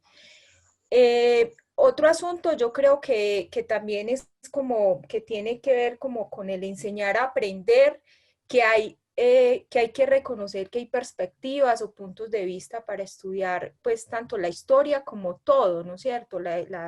Los enfoques, las escuelas, las perspectivas, siempre han estado, digamos, en la construcción de las disciplinas, en la construcción de los campos de conocimiento. Sabemos que hay perspectivas, digamos, políticas que informan de una manera específica esos contenidos, perspectivas culturales. Hay una perspectiva también pedagógica pues, que sin duda también muestra lo que se pedagogiza, lo que se pone en el plan de estudio y lo que no. Y entonces, en términos formativos, yo creo que es muy importante acompañar a estos estudiantes a que se haga un reconocimiento de cuáles son las perspectivas que están informando y también cómo construir una mirada crítica para abordar pues, el aprendizaje de la historia de los pueblos diversos. Y en este caso de los indígenas, de los pueblos originarios ancestrales. En cuanto a los temas, bueno, a tener en cuenta, pues yo creo pues que son muchos, ya hemos estado de acuerdo en que han estado muy por fuera. Yo creo que hay que, pues esto de abordar de manera un poco más desde el análisis, un poco más en profundidad, cuál es la comprensión de cultura, cómo nos conforma, cómo nos informa, y dentro de la cultura también cómo comprender esto que reconocemos como la cultura, lo tangible de la cultura o lo objetivo de la cultura y también lo intangible o subjetivo que nos conforma. Uno lo que ve es que en las cartillas y en varios procesos educativos un poco lo que se termina priorizando es algunos rasgos de esa cultura objetiva o concreta o tangible que expresan los pueblos, ¿no es cierto? El tejido, la mola, la chaquira, ¿no es cierto? Como lo que se ve inmediatamente, pero desatendemos el pensamiento que le subyace a todo objeto. Entonces, así como el sueño o la perspectiva que también está inmersa en ese objeto o en esa expresión material de la cultura. En todo caso, tener en cuenta como esa relación, o mejor esa correlación entre lo tangible y lo intangible que conforma también los relatos o las lecturas culturales. En ese sentido, pues ahí yo traté de hacer como un ejercicio de tematizar, así digamos, de manera muy general, no está priorizada, no está organizada por grados, no, pues inclusive no sé, pero quiero pues como ponerlo acá, y es que sin duda la participación, el reconocimiento de las lenguas maternas, de las lenguas originarias que tiene el país y su relación, por supuesto, con la construcción de la historia y de las culturas es fundamental. Aquí es sorprendente, ustedes saben, muchos compañeros, compañeras, estudiantes quieren aprender, no sé, inglés, francés, alemán, que pues eso también está muy bien, pero desconocen que aquí en el país hay más de 68 lenguas, tenemos una diversidad de lenguas que están diciendo que están vivas y que hacen parte también de nuestro, pues de lo que somos y de nuestro, digamos, legado. Entonces yo creería que hay que incluir las lenguas maternas también dentro de esta mochila o de este canasto de enseñanza de la historia. Hay otro elemento, yo estaba tratando de mirar, hace parte de la cultura material, de lo inmaterial, va más allá de esa dicotomía, pero sin duda hay algo que nos ponen los pueblos originarios y que hemos venido aprendiendo nosotros desde el programa de Pedagogía de la Madre Tierra, y es otra concepción del tiempo. O sea, hay otros tiempos. Sabemos que nuestra modernidad y como nos ha llegado más exacerbada en este país, pues nos ha instaurado un tiempo lineal, un tiempo fragmentado, ¿no es cierto? Y nosotros ya sabemos que hay otros modos de concebir el tiempo, de comprender el tiempo, y que hay otros tiempos, y esto también cómo se le hace un reconocimiento y cómo se incluye también en la discusión y en la construcción de esta enseñanza o de este acompañar el reconocimiento de la historia de los pueblos. Hay otro asunto, son las espiritualidades, las cosmovisiones, todo lo que tiene que ver con la construcción diversa, ancestral, originaria de los sentidos que tienen que ver con el nacer, con el ser, con el morir. Es sin duda, pues allí hay una riqueza enorme, enorme, que también se configura como una lucha, digamos, de resistencia y una lucha política frente a la insistencia de colonización, de la colonización por parte de religiones, pues de otros contextos, de otros territorios dentro de las comunidades y en el país mismo. Sin duda es un elemento pues que enriquece y que abre y que abre. Bueno, también está como otro elemento la relación de las culturas con los territorios, la concepción de la tierra que tienen los pueblos, la concepción del agua, pues las distintas y diversas y ricas relaciones que hay con los con los elementos, ¿no es cierto? El aire, el agua, la tierra, pero también con los otros, ¿no es cierto? Nos preguntamos mucho quién es el otro diverso, diferente desde un punto de vista mestizo, pero pocas veces nos preguntamos qué somos nosotros qué es la población urbana para el pueblo Gunadule, para el pueblo Embera, para el pueblo Zenú. O sea, también esas preguntas que también se han hegemonizado, cómo ponerlas en esa relación, en esa construcción. En la relación de la cultura con los territorios, pues allí tanto atravesando, digamos, si se quiere una línea de tiempo, habría mucho pues como para conversar y para estudiar. Bueno, también otro tema son las historias fundantes o los relatos de origen de los pueblos, desde la ley de origen. Allí pues nos decía la profe Diana, sí, yo recuerdo Bochica, yo recuerdo pues como algunos que lograron quedar en algunas cartillas. Sin embargo, teniendo en cuenta la diversidad de pueblos indígenas, más de 102 siempre se reseñan, se referencian cómo aprovechar toda esa riqueza, toda esa diversidad, toda esa polifonía que hay allí y ponerlas también como al servicio de la construcción de las vidas de hoy, de estas generaciones, ¿no es cierto? Y no más allá de ponerlas pues como, claro que eso sería como el cómo, pero pues no solamente ponerla como relato o como narración, sino ponerla también como posibilidad de encuentro y como también, sí, de identificación también de estas nuevas generaciones.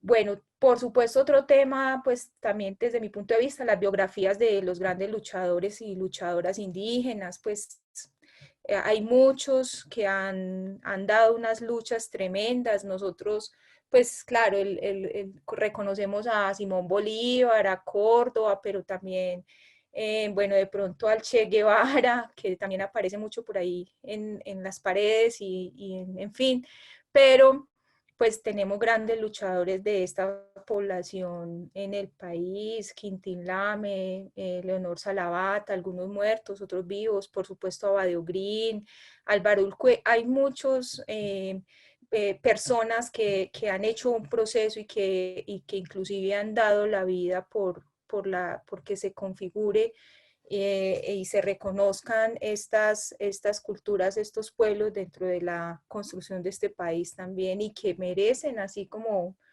otros personajes de la historia, hacer parte también de estas conversaciones que se dan dentro de la escuela.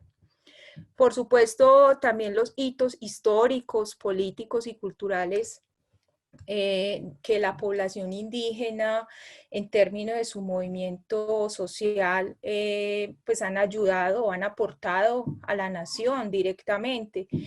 Muchos desconocemos, por ejemplo, cuál fue la participación de esta población en la reforma constitucional del 91, pues, todo lo que tuvo que ver con la séptima papeleta. Quedaron muy invisibilizados allí, pero su participación fue importantísima, ¿no es cierto? En la historia más reciente, por ejemplo, el decreto 1953, que es un decreto presidencial, autónomo presidencial, que cambia la forma como se organizan los sistemas de salud, de educación, principalmente en las comunidades indígenas, y está también entrando a ser parte de cómo se está configurando en términos de las gobernanzas y de la organización de los sistemas en el país. Y allí la población indígena pues los líderes y la gente que está trabajando allí fuertemente está haciendo un aporte tremendo a pensar el país, más allá de las rejillas de desarrollo, de organización que nos ha impuesto el Banco Mundial y bueno, y estos multilaterales. En la historia reciente también la participación que tuvieron en los diálogos de La Habana. Allí también la lucha que se dio para que quedaran reconocidos, dado que muchos de sus guerreros, de sus combatientes, pero también de sus víctimas, hicieron parte de esa historia, sus territorios principalmente, la lucha porque se reconozcan los ríos y los territorios como sujetos de derecho también. Son luchas que en términos de aporte a la configuración de una nación moderna o de una nación posmoderna o de una nueva nación, no sé cómo le queramos llamar, son importantes. Bueno, por supuesto que todo lo que nos refería a la profe Diana, la historia reciente de los indígenas en la universidad, yo recuerdo mucho cómo la gente se asustaba porque ellos nuestros estudiantes usan celulares, porque algunos tienen portátil. O sea, hay una historia, sin duda, como se ha dicho, que los ha dejado fijados como una fotografía, como ese buen salvaje, o este ser neutral también al que nos recordaba el profesor. Y la historia, como la cultura, pues se va moviendo, es dinámica, es compleja. Y en la historia reciente, pues hay unos movimientos, hay unas nuevas configuraciones de este ser indígena, de esta comunidad indígena, de esta población indígena que también debe estudiarse y debe mirarse con detenimiento, tal vez para ayudar a comprender algunas de las preguntas que nos hacía, por ejemplo, el profesor. ¿Por qué se están tumbando ciertas esculturas, ciertas estatuas? ¿Por qué hay marchas? ¿Por qué hay mingas? ¿No es cierto? Bueno, la conformación y censo territorial actual es muy importante porque ustedes saben, la población indígena ha estado estrechamente vinculada, orgánica, desde una relación orgánica, digamos, sentida con el territorio, con la tierra. Entonces, los lugares donde están ahora las comunidades indígenas nos están diciendo también mucho de cómo ha sido esa historia con esa relación con el territorio y cómo se concibe, cómo se gestiona ese territorio. Bueno, ya estarían, por supuesto, la historia de la alimentación indígena, por ejemplo, que no aparece por ningún lado. Pareciera que el indígena solo en algunos, en el mejor de los ejemplos, solo comiera maíz.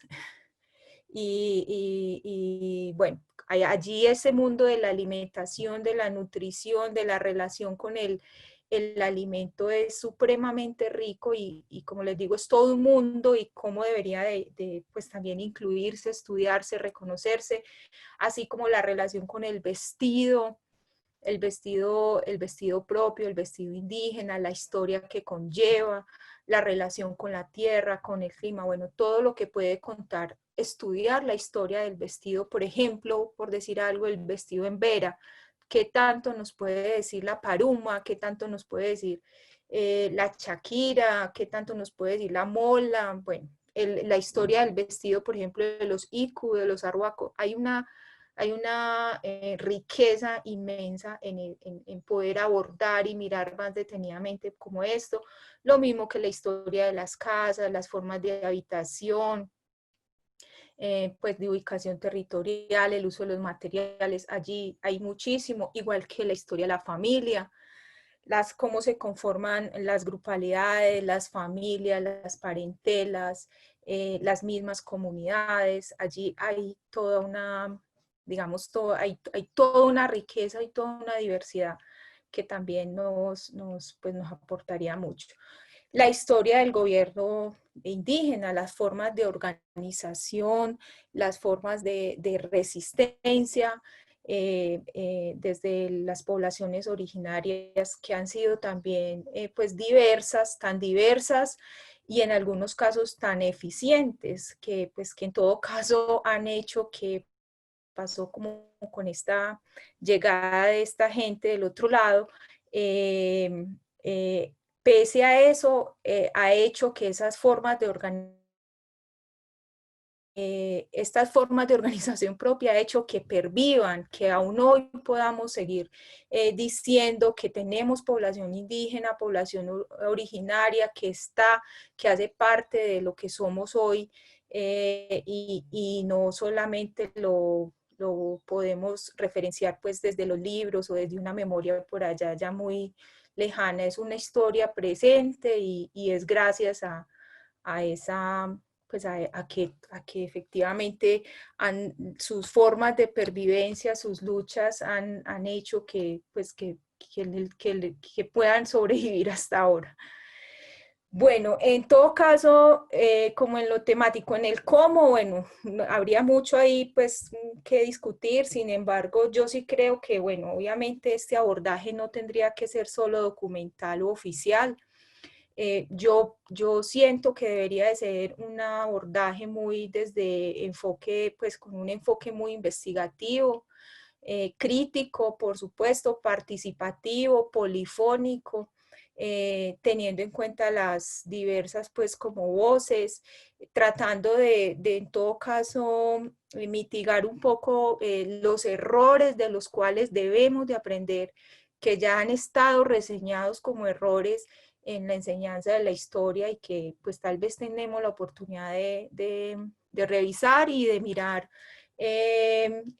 entonces otras formas de trabajarlo en la escuela.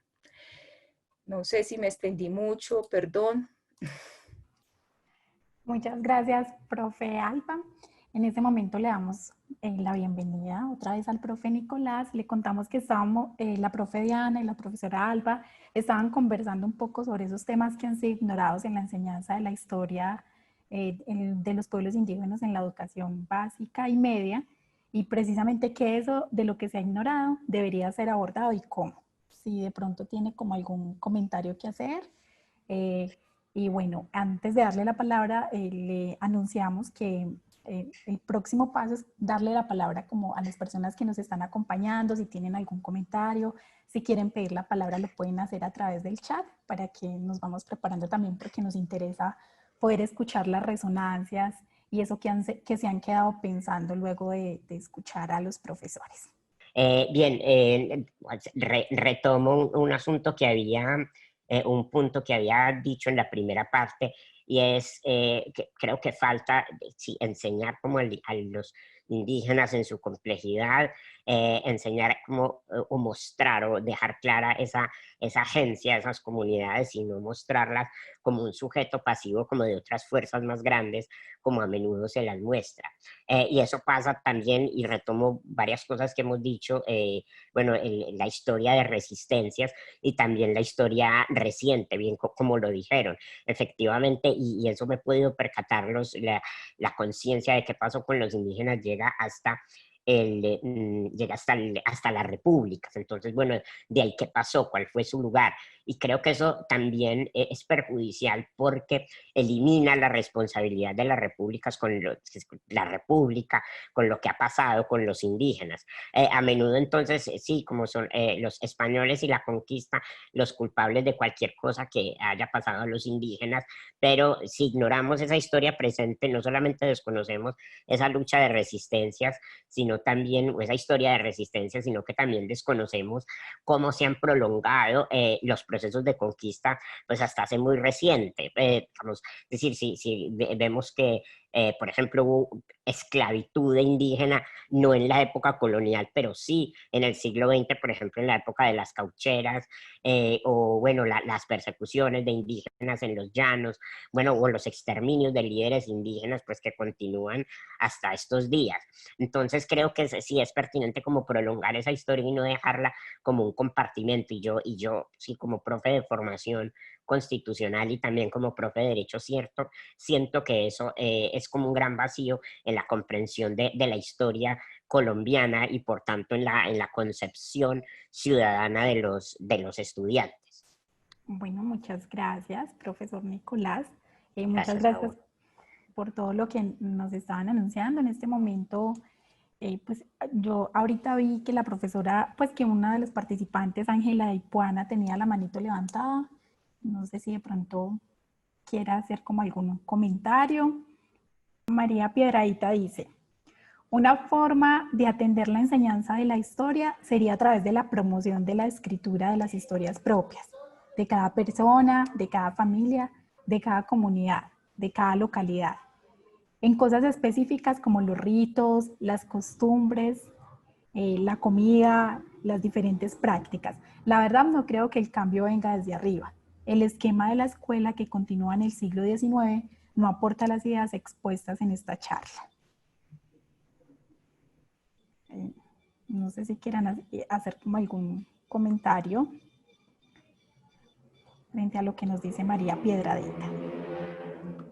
Bueno, no, yo frente a lo que ella dice, como hago parte pues de la escuela, sí, es muy lamentable, pues es una realidad y es muy lamentable, nosotros lo sabemos quienes estamos allí, que hay muchas cosas, muchísimas de las dinámicas, de las lógicas, de la estructura de la escuela y en este caso de la enseñanza, en particular del tema que estamos conversando el día de hoy, que sí requiere ser discutido, replanteado,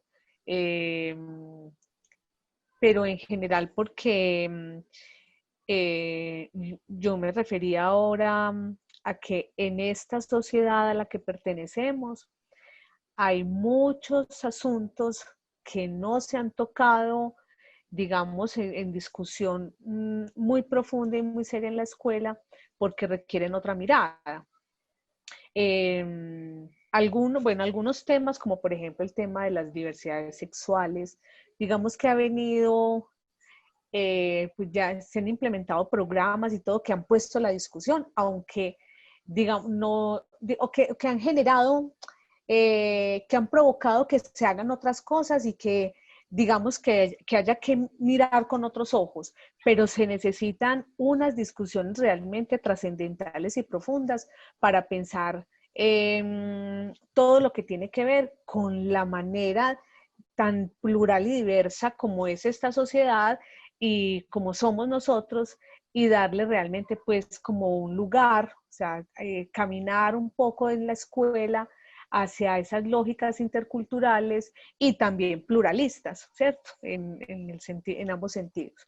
Creo que sí es fundamental.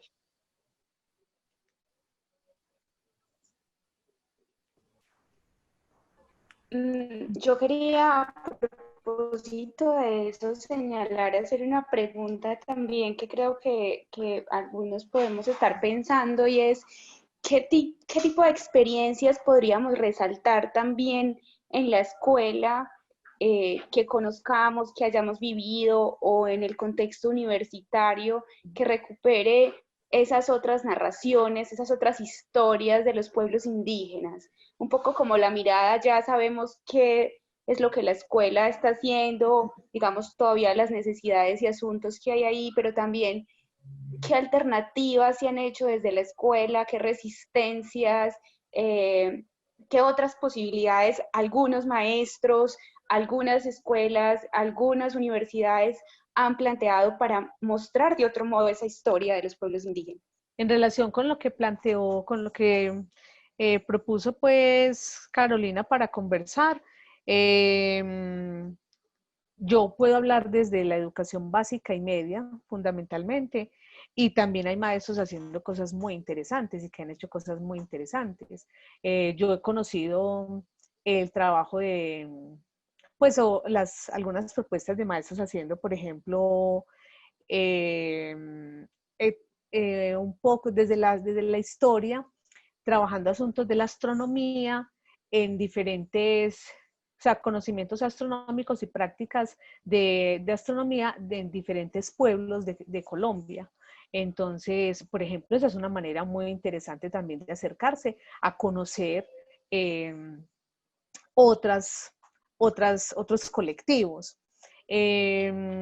También hay maestros que hacen unos ejercicios que trabajan desde perspectivas investigativas, ya sea a través de proyectos de aula, a través del ABP, a través de preguntas pues problematizadoras que detonan unas lógicas muy interesantes y unas actividades muy interesantes y unos conocimientos muy, muy importantes que han implicado visitas, conversaciones, o sea, visitas a los territorios, conversaciones que se interactúen en diferentes momentos, escenarios y formas, y ahí pues hay unas prácticas bien interesantes de cómo aprender de y con el otro, pero también que el otro aprenda de uno, ¿cierto? O sea, como de los chicos y las chicas aprendiendo de otros chicos y otras chicas de diferentes contextos, de contextos específicos indígenas. Bueno, sabemos que hay maestros haciendo cosas muy comprometidos y de pronto, como se mencionaba al inicio, asumiendo de una manera muy seria este papel de ser un sujeto, un maestro político en el aula, porque en últimas, cuando nos comprometemos con otra mirada de la historia, con otra perspectiva de la historia, en últimas lo que estamos poniendo en juego aquí es una postura política. Entonces sabemos que hay gente que hace cosas que ha hecho, no solamente hoy, también han existido en otros momentos, maestros muy, muy comprometidos.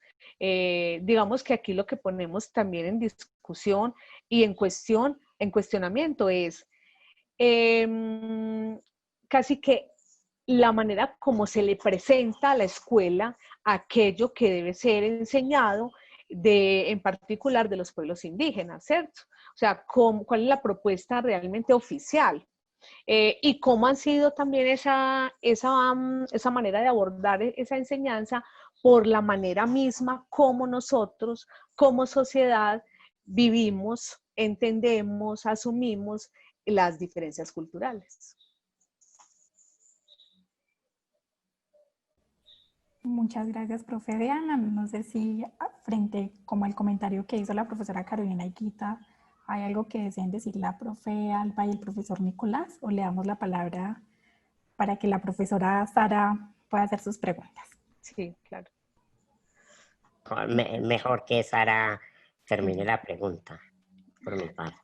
Bueno, es que también yo creo que la hice muy larga, pero es que estaba como compartiendo algunos de los elementos como que me quedaron resonando y que no sé si lo que voy a expresar es un prejuicio o ustedes qué tendrían para decir al respecto. Entonces retomo, digamos, la referencia a la cuestión, digamos, de la diferencia que ha aparecido y lo articulo también con ese comentario inicial que hizo Nicolás, que ya Paola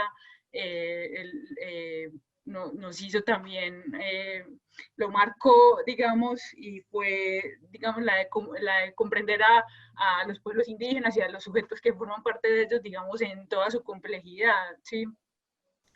y que hemos estado hablando como de la fragmentación. Entonces, yo lo que quisiera, yo creo que hemos hablado de algún modo, pues Alba habló de mujeres, también pienso, por ejemplo, en la categoría infancia, pienso en la de discapacidad, la profe Diana también habló de la diversidad sexual, y mi pregunta es si no es decir, si no es un problema también y cómo pensarlo esto en la fragmentación mediante la cual tratamos las diferencias, ¿sí? En las instituciones de formación de maestros y en las instituciones mismas y en general en cómo vamos pensando estas cuestiones, porque justo con la intervención que hacía Nicolás sobre entenderlos en toda su complejidad, me parecía que introducía también como esta cuestión, una cuestión de la condición humana, ¿cierto? De las contradicciones que también están presentes. Y yo también me preguntaba por la cuestión de la reflexión sobre lo común también que hacemos, ¿no? Porque, porque yo creo que ese es un común, ¿no? Yo creo que Nicolás nos invitaba a ver también a un poco, bueno, lo que hemos aprendido a llamar con otros en no borrarle las semejanzas a esos otros, digamos, que hemos llamado diferentes. Entonces, tenía como que me habita también esa pregunta por esa fragmentación, en la forma en la que pensamos la diferencia y que además como quedan solo como también diferentes aquellos que entran dentro de esas clasificaciones, ¿cierto? Y no como un asunto pues que es de todos, ¿no? Que es común, un poco la profe Diana también hacía esa anotación. Bueno, entonces como dejarlo ahí también como esto, ¿qué podrían decirnos al respecto? Si quisieran o de lo que quieran de la conversación de hoy De hecho, para cerrar. yo tendría algo que aportar allí desde la historia del derecho, y es precisamente pues, la legislación colonial clasificaba al indígena o lo ponía en la misma categoría del menor de edad. Es decir, fíjense cómo las diferencias pues las compartimentamos, pero los prejuicios antes, al contrario, han tenido a juntarlos. Entonces, jurídicamente eran un menor de edad perpetuo que nunca iba a alcanzar la mayoría de edad. Y ustedes, pues, que son sí, pedagogas, sabrán entonces también los prejuicios que tenemos todos con los menores de edad, que los creemos a todos buenos, a todos inocentes, el futuro, la esperanza y todas las cosas yo no sé, pero Sara algo me ha contado, me ha enseñado, ustedes sabrán reflexionar. Entonces, por ejemplo, ponerle, ustedes que conocen muy bien el asunto de cómo se ha imaginado al infante o menor de edad, decimos en derecho, cómo se ha imaginado ese infante, digamos, y extrapolarlo también entonces a cómo se ha construido ese imaginario del indígena. Entonces creo que es muy bonito también empezar a mirar eso, y que la mujer también era un menor de edad eterno, es decir, las mujeres, los indígenas y los infantes en esas clasificaciones jurídicas occidentales quedaban dentro de un mismo paquete, una gente con la que no tenemos nada en contra, pero que nunca le vamos a dejar tomar las decisiones. Y esa era, digamos, la razón de exclusión de los indígenas, ¿cierto? Nunca se dijo que los indígenas no tuvieran alma, como hay un mito urbano que todo el día se dice, o que los indígenas fueran esclavos, la legislación los trataba como libres. El principal problema es que los trataban como menores de edad. Entonces, pensar qué representaciones, así como de infantes, seguimos dando, y seguimos haciéndolo, y cómo, digamos, eso afectarán su humanidad íntegra y su, digamos, mayoría de edad, podría decirse. Bueno, yo para cerrar, y me referiría a lo siguiente. Efectivamente, yo he hecho énfasis en el asunto de la diferencia cultural por el tema mismo que estamos abordando, ¿cierto? Que digamos que lo pongo más como en ese marco, pero yo considero supremamente importante,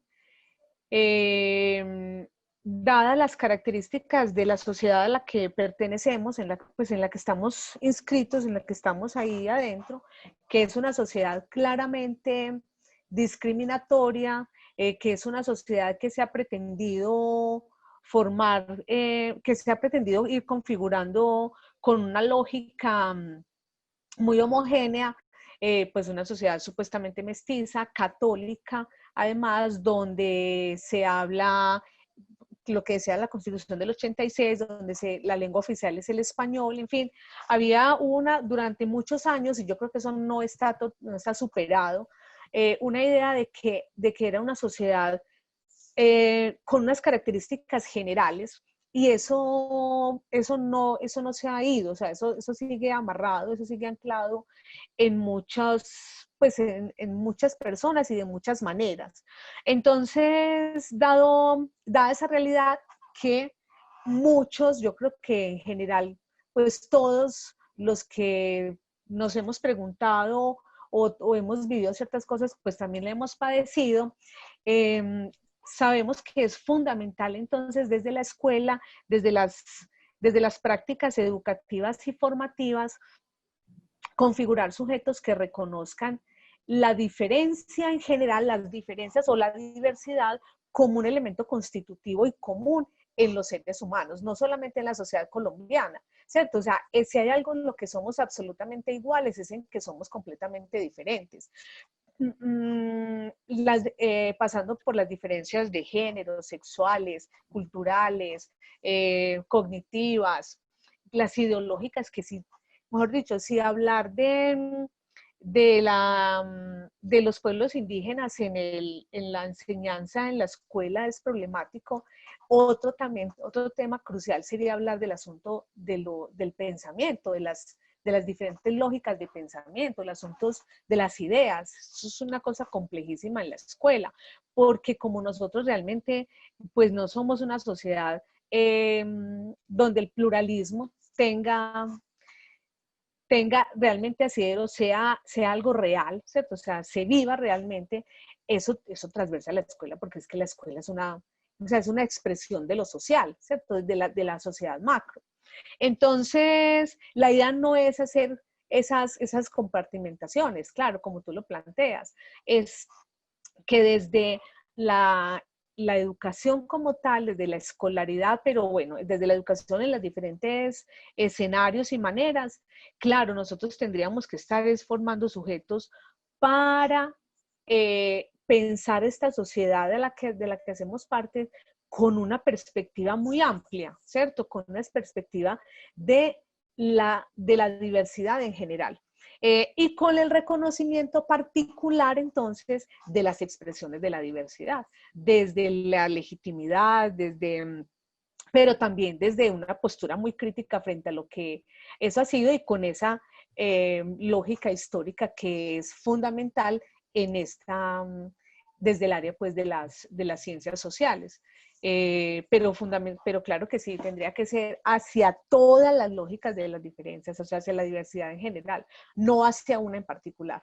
Porque, por supuesto, eso lo que hace es que volvemos al mismo, nos quedamos en el meollo del asunto. Bueno, no, yo también como muy resumido, pues porque sé el tema de los tiempos. No, yo quiero decir como tres cosas. Uno es que yo creo que pues el asunto de la complementariedad es un asunto que es relevante en este tiempo y más para la escuela.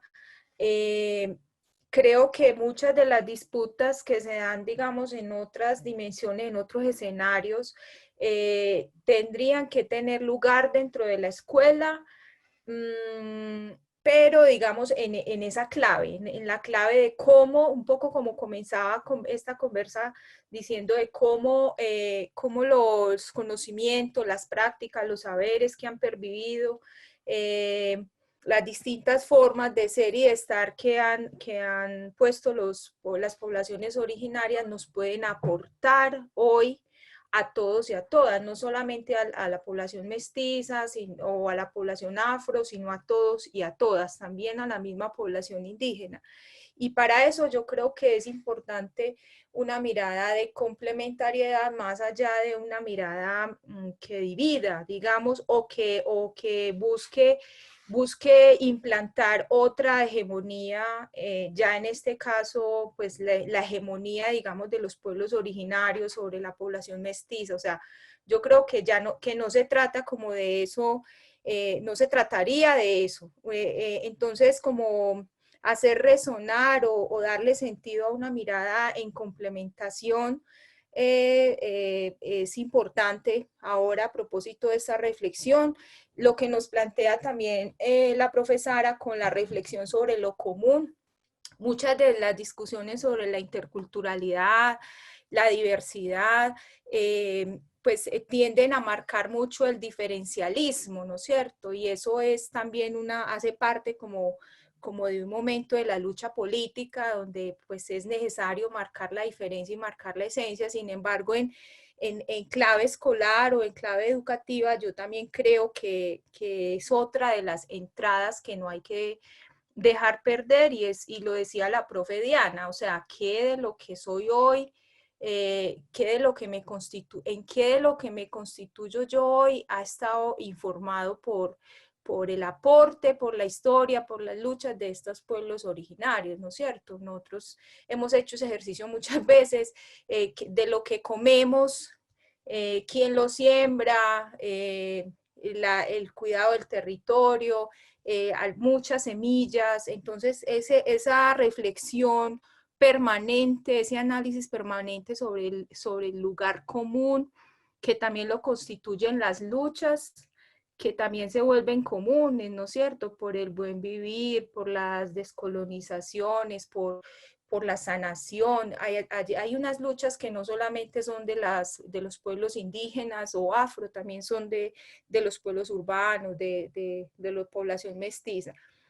Y finalmente yo creo que otro asunto que quiero dejar es que yo todavía no sé cómo, pero sí creo que debemos de superar esa mirada de la historia como lineal y de la historia solo pasado, como lo planteaba la profe Diana. O sea, yo creo que debemos de ser capaces también de hacer un ejercicio de acompañar esta mirada histórica de las poblaciones, también en clave de los futuros posibles o de la prospectiva, como llaman algunos, y ser capaces como de insertarla, de tejerla, de darle sentido en esa relación, digamos, permanente. Yo creo que son retos, pero los creo pues como más posibles hoy, digamos, en el momento en el que vamos con esta reflexión. Quiero dejar como hasta ahí. Muchas gracias. Bueno, a ustedes, profesores, muchas gracias por haber aceptado esta invitación, por dejarnos esos asuntos para seguir pensando, por permitirnos también pues, conocer como esos recorridos y esos trayectos que han hecho y sobre todo por esa palabra tan generosa. Muchas gracias a ustedes también por abrir este espacio y bueno, permitirnos ser partícipes en él. Muchas gracias. Muchas gracias, quedé muy contento y muy bueno conversar. Converso mucho con abogados, entonces hay veces es bueno como, hay veces no siempre es muy bueno, digamos como soy profesor, pero converso con profesores de derecho y con abogados y afines, entonces siempre es bueno como pensar la educación desde los que se prepararon para eso, entonces eso me alienta mucho y me da muchas claves para continuar. Muy maravilloso también escucharlo, Nicolás. Muy, muy importante. Y bueno, la profe Diana también, y Paola, y Sara, y Carolina, bueno, todos quienes hicieron parte. Muchas, muchas gracias. Y bueno, la idea es que podamos seguir conversando. Muy, muy agradable y muy importante. Un gusto Claro siempre. Sí, un gusto. Sí, muchas gracias. Yo también les agradezco.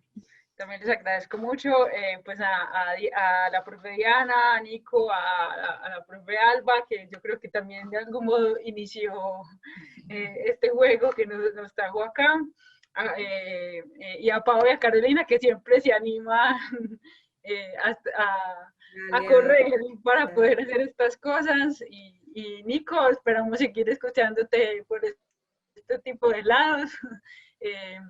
Y también pues a Carlos por el soporte, a comunicaciones, y pues a las personas que vinieron a escuchar. Hasta siempre y hasta la próxima también. Muchas gracias. Muchas gracias y hasta luego.